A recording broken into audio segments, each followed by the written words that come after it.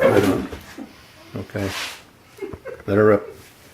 Hello folks, it's Faye McGee back again from VOCO, Voices of Central Ontario.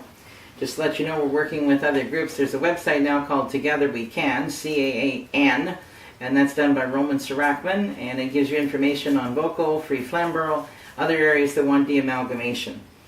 A couple of things I wanted to mention today is that, and some of this is old news for you, but you got to know it, you got to get it, you got to remember it, and you got to get mad about it, all right? We're going to talk again about this ridiculous mail-in voting that does not work.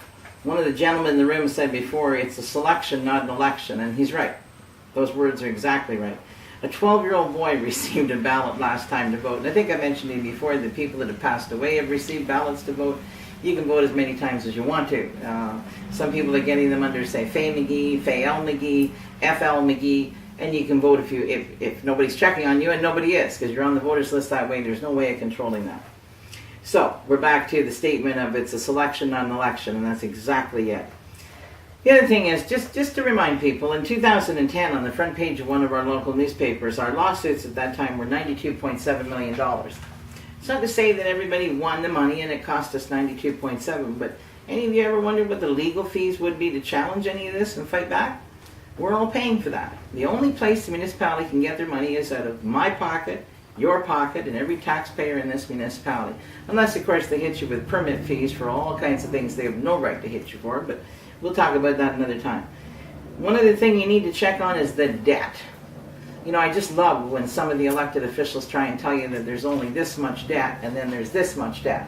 The water and sewer is already being paid for and it's not considered debt. It's debt. And if you're on water and sewer, you're paying both debts. If you're lucky enough like me to be on a well, I don't pay the water and sewer debt. But the people that are on water and sewer really are hit hard. Now, I was listening to a woman on the radio last week, and she claims that they have no property, no rights on any of our private properties. But one of the points that I really appreciated that she made is that they cannot force anyone onto a water system. They're not allowed on your property unless you give them legal access to attend your property. So we have a bunch of people that were forced onto a water system a few years ago, and I wonder now what would happen if they challenged that. It might be worth them checking into getting a lawyer.